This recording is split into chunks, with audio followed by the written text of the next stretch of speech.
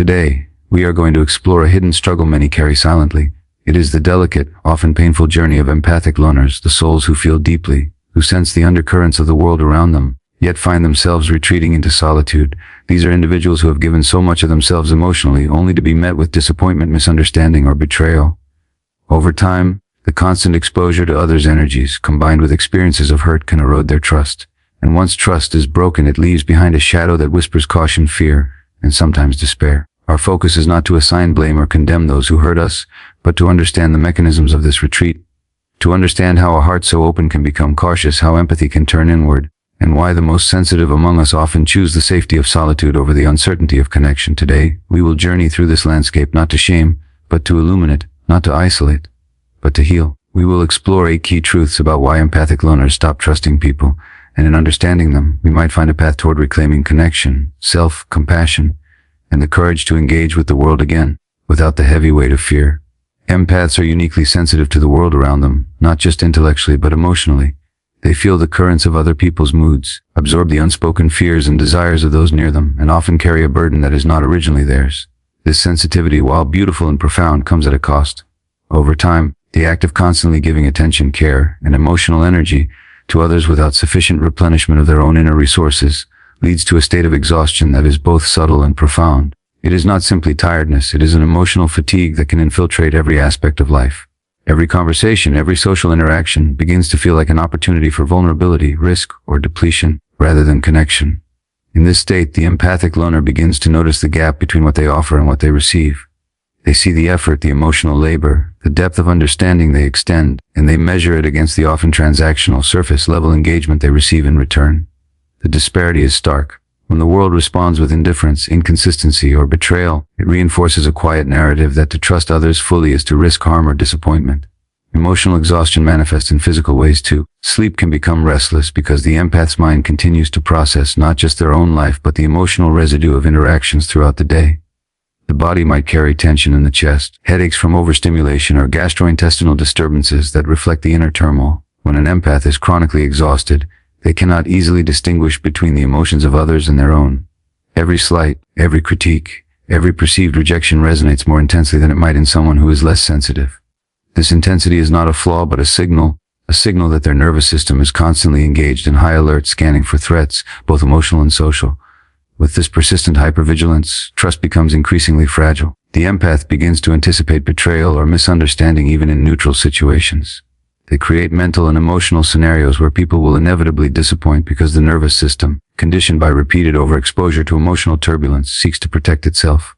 Protection becomes a priority over connection, and distance becomes the default strategy for survival. Emotional exhaustion also fosters self-isolation as a coping mechanism. The empath learns that retreating from social engagement, even briefly, is a way to replenish their energy and preserve their sense of self. Yet, this very act of withdrawal, while necessary, reinforces a cycle of loneliness and mistrust. Every act of self-preservation can be misinterpreted by others as aloofness, disinterest, or even arrogance, further alienating the empath and confirming their sense that genuine connection is fraught with risk. Importantly, this fatigue is compounded by the internal narrative empaths often carry. They may feel guilt for needing space, shame for stepping back, or frustration with themselves for not being able to maintain a level of engagement that feels socially acceptable. These self-judgments add layers of emotional weight, making trust in others an even more daunting prospect. In addition, empaths are often deeply intuitive, able to sense subtle cues of dishonesty, manipulation, or emotional inconsistency. While this insight can be protective, it also means that they are rarely surprised by disappointment. They anticipate it, and in anticipating it, they emotionally brace themselves. Over time, this becomes a default posture: ready, cautious, withdrawn. Emotional exhaustion, therefore, is not just a fleeting state of tiredness. It is a pervasive condition that shapes perception, interaction, and the very structure of trust. It makes the empath acutely aware of the fragility of human connection and sensitive to the imbalance between what they give and what they receive. The more an empath experiences this imbalance, the more likely they are to stop investing in trust, to build walls that feel necessary, and to seek refuge in solitude. In solitude, there is control, predictability, and a sense of safety. It is a space where they can regulate their emotions, recharge, and exist without the constant pull of external energies. Yet even within solitude, there is a quiet longing, a recognition that connection, when safe and mutual, is restorative. The challenge, then, is not that empathic loners are incapable of trust, but that the emotional exhaustion of perpetual empathy has taught them caution. It has shown them that their own survival depends on managing energy, setting boundaries, and discerning carefully where and with whom to invest their hearts. Emotional exhaustion, therefore, is both the consequence of deep empathy and the catalyst for withdrawal, shaping the patterns of trust and intimacy in profound ways, often long before others recognize the internal labor it has demanded. The foundation of trust is laid long before the adult mind fully understands its importance. For empathic loners, those early years often carry experiences that quietly, yet profoundly, shape the way they relate to others. From the very beginning, they are wired to be sensitive not just to their own emotions but to the moods, needs, and reactions of those around them.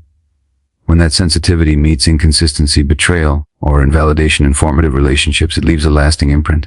In a family environment where love and attention are conditional, or where emotional expression is ignored, dismissed, or punished, the empath is learning a subtle yet powerful lesson that their feelings may not be safe, that their needs may not matter, and that others may not be reliable. These early experiences act like a map of the social world, etched into the nervous system, guiding behavior in ways the conscious mind may not immediately recognize. Every interaction is filtered through the lens of prior betrayal or rejection. The child who consistently receives messages that their emotions are inconvenient, irrational, or burdensome begins to internalize a narrative that their empathy is a liability. They learn to doubt themselves, to question whether their perceptions are valid, and to anticipate that expressing vulnerability will lead to disappointment or punishment. This internalized caution becomes a survival strategy, a way to navigate relationships without further harm. Over time, this pattern grows more sophisticated. The empath begins to anticipate emotional volatility, mistrust the intentions of others even before words are spoken, and develops a careful, almost preemptive withdrawal to protect themselves from potential pain. Invalidation in early life often goes hand in hand with subtle forms of betrayal, promises broken, affection withheld, or emotional needs minimized. For the sensitive child, these are not minor slights, they are confirmations that the world is unpredictable, and that trust must be earned cautiously if at all. As the empath grows, these early lessons manifest in adulthood as a hesitancy to fully open to others. They approach relationships with a blend of longing and caution, drawn to connection but wary of exposure. Even well-intentioned gestures can be interpreted through the filter of past betrayals. Compliments may be met with skepticism, offers of support with hesitation, and expressions of love with an instinctive retreat. The nervous system, conditioned by early invalidation, remains vigilant, scanning for patterns that might replicate the early experiences of hurt. This hypervigilance is not paranoia. It is a deeply ingrained protective mechanism, an unconscious attempt to preserve the delicate balance between desire for intimacy and need for safety. Importantly, early betrayal does not always come from overt acts of harm. It can be subtle: the parent who is physically present but emotionally unavailable, the sibling who dismisses feelings, or the caregiver whose mood swings make attention unpredictable. These experiences teach the empath that stability is rare, and that their own emotional experience is precarious. This is why even in adulthood, empathic loners often find it difficult to fully trust. The early imprint of betrayal or invalidation colors their expectations of others, shaping not just interactions but self-perception. They may question their own judgment, feel unworthy of consistent care, or fear that closeness inevitably leads to pain. Over time, these experiences create a feedback loop. The more they anticipate betrayal, the more cautious and withdrawn they become, which in turn can limit opportunities for positive, validating relationships. Trust, once compromised at a foundational level, becomes a carefully rationed resource, given sparingly and only when there is consistent evidence that it will not be broken. Yet, even as these early wounds influence behavior, there is a subtle resilience in empathic loners. The very sensitivity that makes betrayal so painful also gives them a profound capacity for insight, empathy, and connection when conditions are safe. Their nervous system, though wary, is finely attuned to authenticity. They can sense inconsistency, dishonesty, and hidden motives with an intensity that others may not perceive. Early experiences of betrayal, while shaping caution, also cultivate discernment. In a world that has repeatedly shown them that trust can be fragile, the empath learns to navigate relationships with both care and wisdom. They may retreat, protect, and limit exposure, but they are also capable of profound loyalty, compassion, and deep connection when trust is established. Understanding the role of early experiences in shaping trust is essential for both empathic loners and those who seek to support them. It is not about blaming the past or assigning fault. It is about recognizing that the emotional architecture of trust is constructed over years, often in subtle and invisible ways. When the empath recognizes the origin of their caution, they gain the potential to respond with awareness rather than reactive withdrawal. They can begin to differentiate past patterns from present reality, to identify when their vigilance is protective versus when it limits possibility, and to slowly expand the capacity to trust without ignoring the lessons of early life. Empathic loners often possess a heightened sensitivity that allows them to perceive subtleties in social interactions that many others overlook. This hyper-awareness can be both a gift and a burden, shaping the way they experience the world and relate to others. From a young age, they may have learned to read the moods, facial expressions, tone of voice, and body language of those around them, not merely as observers, but as emotional compasses. In environments where stability is lacking or emotional needs are neglected, this sensitivity becomes a survival tool. The empath learns to anticipate conflict, gauge approval, and adjust their behavior accordingly, often at the cost of their own authentic expression. Over time, this hyper-awareness can evolve into a constant scanning of social environments for signs of acceptance or rejection. Every gesture, pause, or glance is examined, weighed, and interpreted, sometimes amplifying perceived slights or emotional shifts that may be entirely neutral. While this vigilance can protect the empath from harm, it also makes them prone to misreading cues, projecting fears, or overanalyzing interactions. In a conversation where a simple silence might mean nothing, the empath may perceive disinterest or criticism. A delayed response to a message might be interpreted as rejection rather than a mere logistical delay. The mind, conditioned by previous experiences of betrayal or invalidation, tends to fill in the gaps with narratives that align with past disappointments. Hyper-awareness is intensified by the empath's tendency to absorb the emotions of others as if they were their own. When someone is anxious, sad, or irritable, the empath feels it deeply, often without realizing where their own emotions end and the other person's begin. This blurring of emotional boundaries makes it challenging to interpret social cues accurately.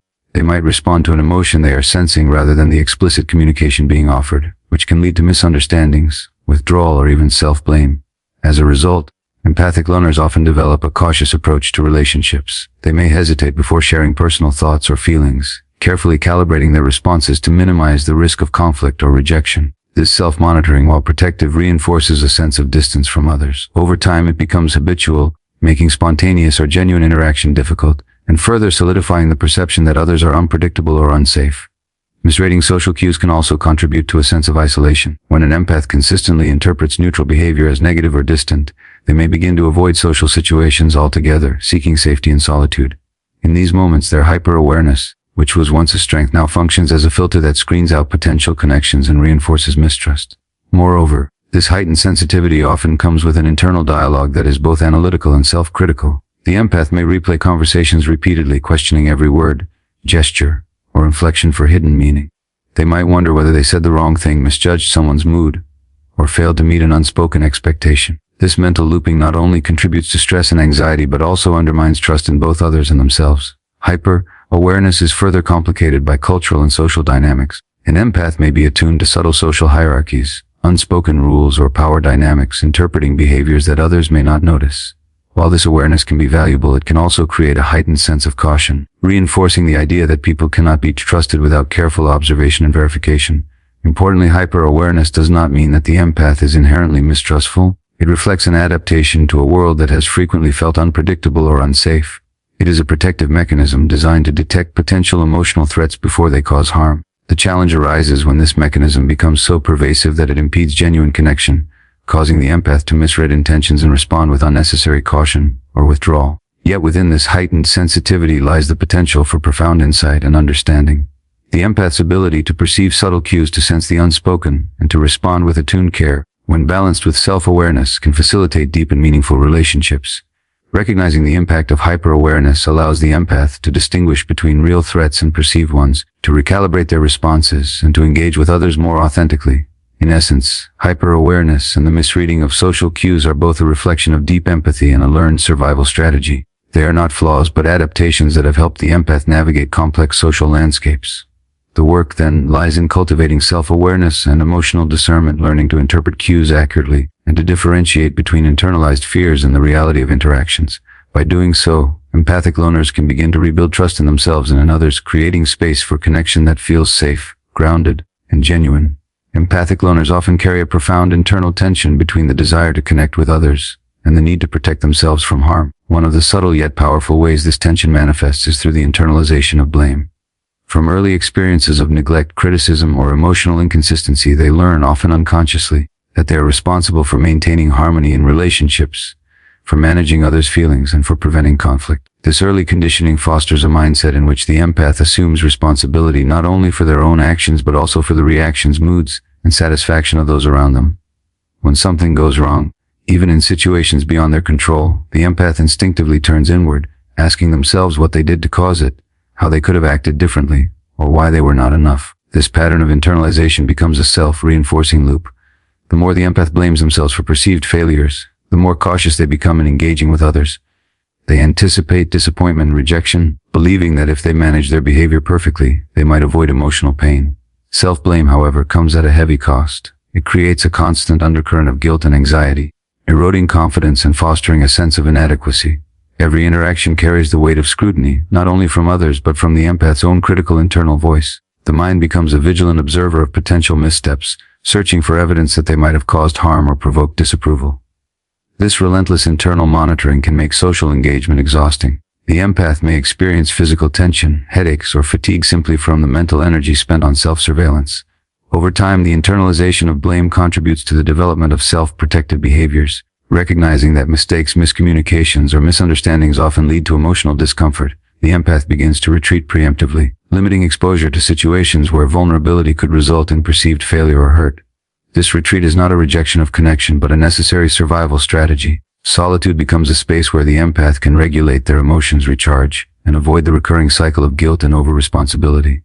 The process of internalization also deepens mistrust of others. If the empath believes that problems in relationships are primarily their own fault, they may conclude that others are unpredictable, unreliable, or incapable of holding them safely in emotional space.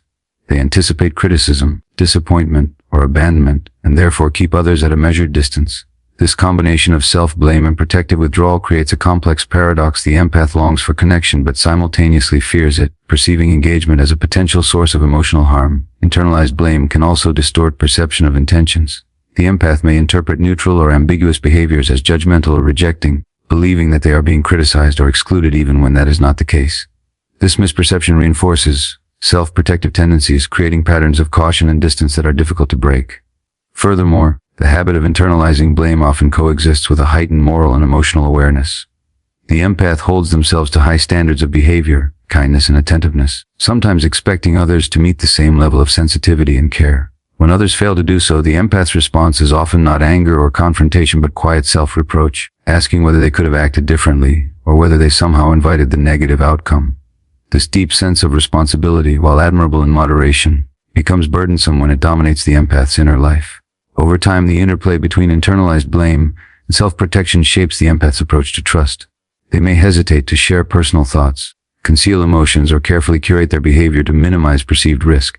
The act of trust itself becomes fraught because the empath has learned that being open and authentic can result in discomfort, disappointment, or even rejection. Yet there is also a quiet strength in this pattern. By internalizing experiences and reflecting deeply, empathic loners develop a remarkable capacity for self-awareness, empathy, and insight.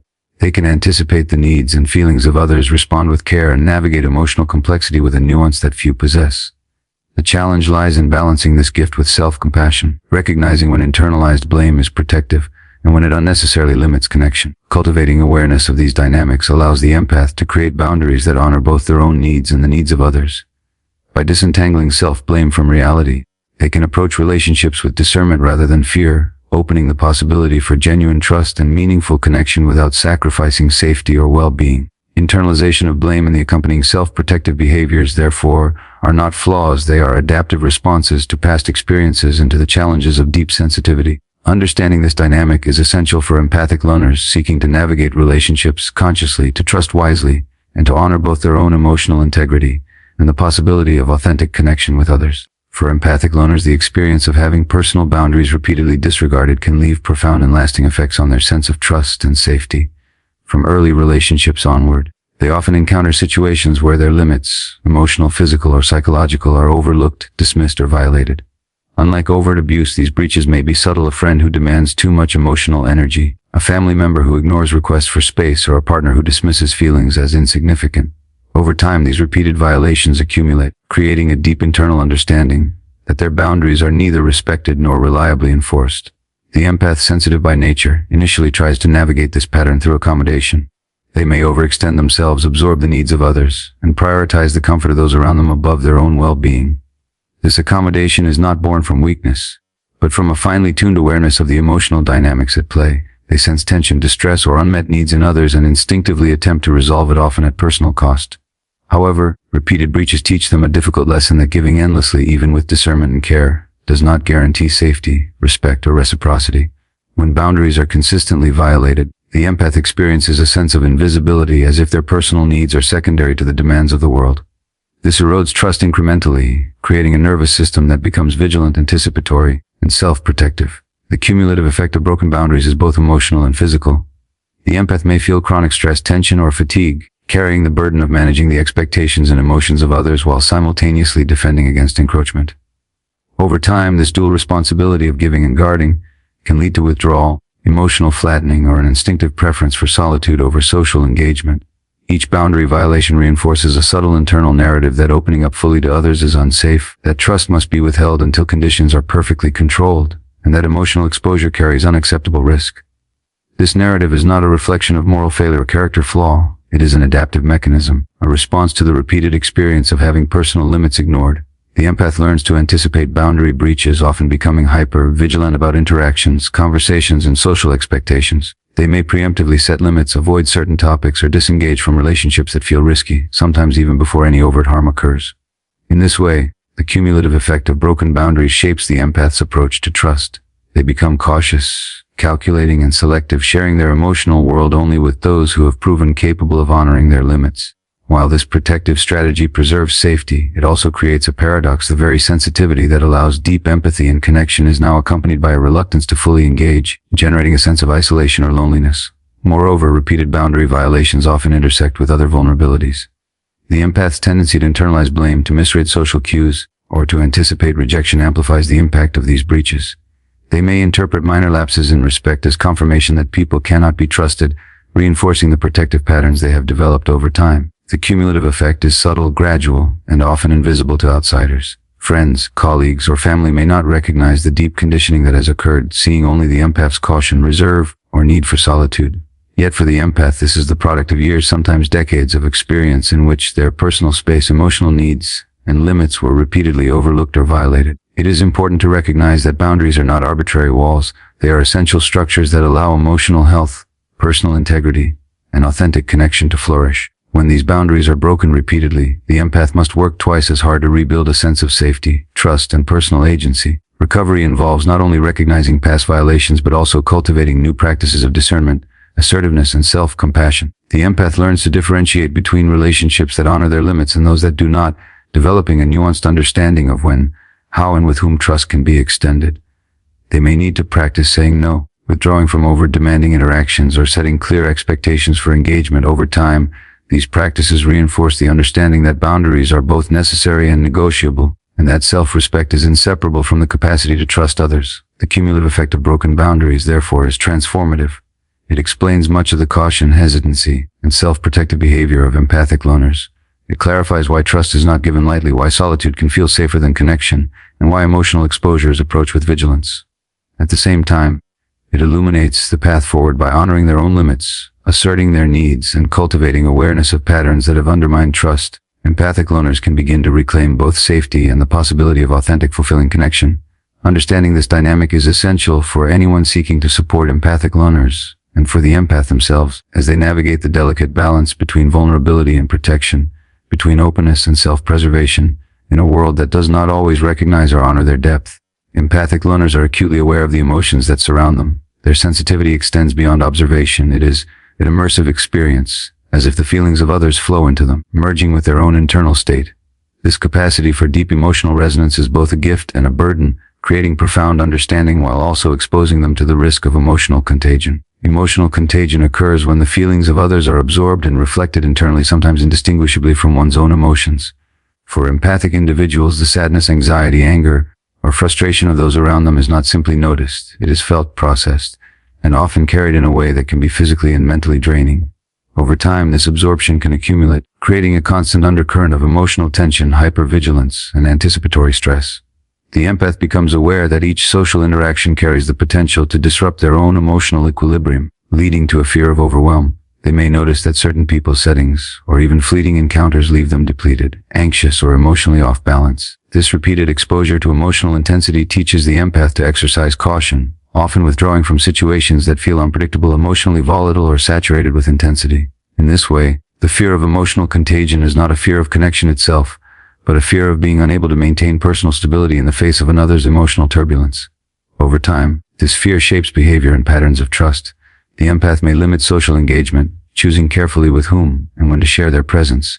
They might avoid certain conversations, distance themselves from groups, or even retreat from close relationships to protect their own emotional resources. This self-protection is not an act of selfishness, but a necessary strategy for preserving well-being. The fear of emotional overwhelm is further compounded by the empath's internal processing. When exposed to another person's strong emotions, the empath often feels compelled to understand, manage, or alleviate that emotional state. They may take responsibility for soothing distress, offering support, or absorbing energy in ways that are taxing. This overextension can leave them depleted, anxious, and increasingly wary of engaging with others, reinforcing the sense that emotional exposure carries inherent risk. In addition, empathic loners may struggle with distinguishing their own feelings from those they have absorbed from others. This blurring of boundaries can create confusion, self-doubt, and heightened sensitivity to perceived slights or negativity. The fear of being overwhelmed becomes intertwined with the challenge of maintaining clarity about personal emotions, leading to a cautious approach to relationships and social interaction. This fear is not merely theoretical, it manifests physically and psychologically. Empaths may experience tension, fatigue, or emotional heaviness after interactions, prompting the mind and body to anticipate future encounters as potentially hazardous. Even the anticipation of social engagement can trigger stress responses, demonstrating the depth to which emotional contagion has shaped perception and behavior. Yet within this fear lies profound awareness and discernment. Empathic loners often develop exceptional intuition, insight, and emotional intelligence, able to navigate complex emotional landscapes with subtlety and care. Their sensitivity allows them to detect undercurrents of tension, unspoken needs, and potential conflicts before others are aware of them. The challenge is learning to harness this gift without succumbing to the weight of emotional contagion. Developing strategies for self-protection, emotional boundaries, and conscious processing is essential.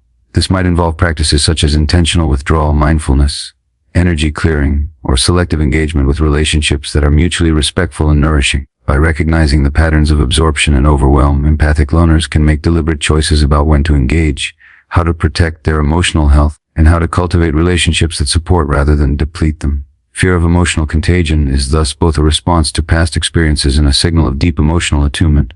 It explains the hesitancy, vigilance, and selective openness characteristic of empathic loners, while also pointing toward the potential for mastery over emotional resilience.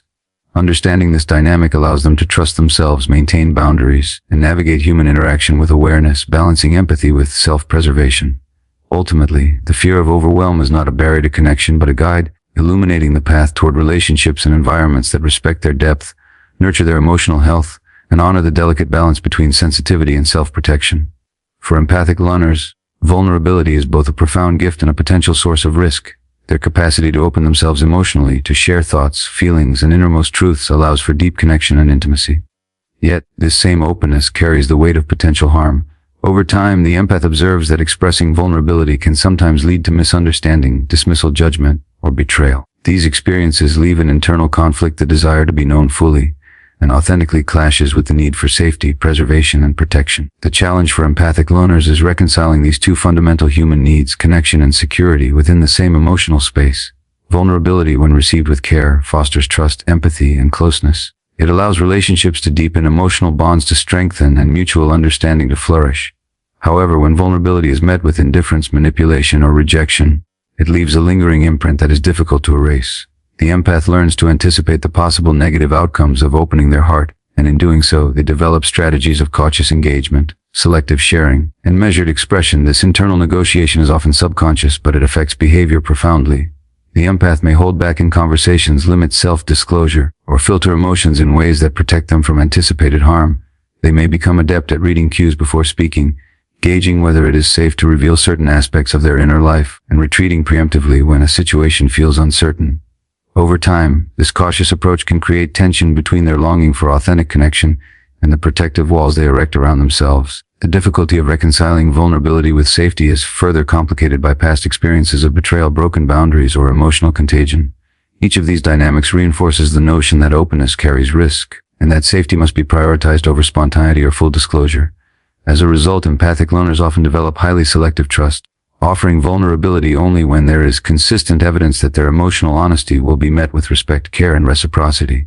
This selectivity is both a survival mechanism and a testament to their discernment. The struggle, however, is internal as much as it is relational. The empath may feel a persistent tension between wanting to express, share, and connect, and wanting to preserve emotional equilibrium and avoid pain. This tension can manifest as hesitation, self-doubt, or a sense of emotional ambivalence, where the desire to trust competes with the instinct to protect. It can also lead to isolation, as the empath withdraws from potential connections that feel too risky or unpredictable. Despite these challenges, the difficulty of reconciling vulnerability with safety can be transformed into a source of wisdom and strength. Empathic learners who develop awareness of their patterns learn to differentiate between environments and relationships that are genuinely safe and those that pose a threat. They cultivate discernment, recognizing that not all exposure carries the same risk, and that the timing, context, and reciprocity of vulnerability matter as much as the act itself. They may practice expressing themselves incrementally, testing the waters of trust before fully immersing in a relationship and observing responses carefully. This measured approach allows them to honor their own sensitivity while still engaging meaningfully with others. Additionally, reconciling vulnerability with safety involves cultivating self-trust. The empath learns to recognize their own boundaries, to respect their emotional limits, and to assert needs without guilt or fear. By doing so, they create internal conditions in which vulnerability becomes a conscious, intentional choice rather than a reactive exposure. It is not the act of opening that is dangerous, but the lack of awareness, boundaries, or reciprocity. Developing these capacities also allows the empath to recover from inevitable disappointments without internalizing them as evidence of unworthiness. They understand that vulnerability carries both risk and reward, and that discernment is the tool that allows them to engage authentically without unnecessary compromise of safety. Over time, empathic learners who successfully navigate this reconciliation learn to balance openness with protection. They recognize that trust and intimacy are cultivated gradually, that emotional exposure is not reckless, and that boundaries are a framework for sustainable connection rather than a barrier to it. They approach relationships with both courage and caution, offering vulnerability where it is safe and nurturing, and withdrawing where it is not. The difficulty in reconciling vulnerability with safety, therefore, is not a limitation. It is a reflection of the empath's depth, awareness, and discernment. It explains their hesitancy, their cautious approach to trust, and their capacity for profound connection when the conditions are right. Understanding this dynamic allows empathic learners to navigate relationships with clarity, self-respect, and intentionality, fostering both emotional security and the possibility of meaningful intimacy. Empathic learners often exist in a paradoxical emotional space. On one hand, they protect themselves through solitude, boundaries, and caution. On the other hand, they carry an enduring, often unspoken, yearning for connection. This tension is not a contradiction but a reflection of their dual nature. Deeply sensitive individuals who crave meaningful interaction while simultaneously seeking safety from the risks that such interaction can bring. Isolation, whether chosen or conditioned by past experiences, provides the empath with a sense of control and sanctuary. It allows them to recharge, regulate their emotions, and maintain internal equilibrium without the constant influence of external energies. In these moments of solitude, they can reflect, process, and nurture their inner life in a way that social engagement may not always permit. Yet even as they retreat, the innate human drive for connection persists. Empathic learners feel the pull of relational intimacy, companionship, and shared understanding. They recognize the richness of human connection and often long to experience the depth of engagement that is possible when trust is present. This longing may manifest as wistful reflection on past relationships, quiet yearning for understanding, or subtle curiosity about potential new connections.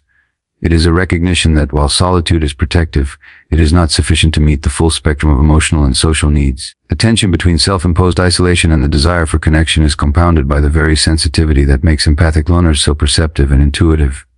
Their ability to perceive nuance, detect emotion, and respond with care makes interactions deeply meaningful when conditions are safe, but it also heightens awareness of potential disappointment, misjudgment, or betrayal.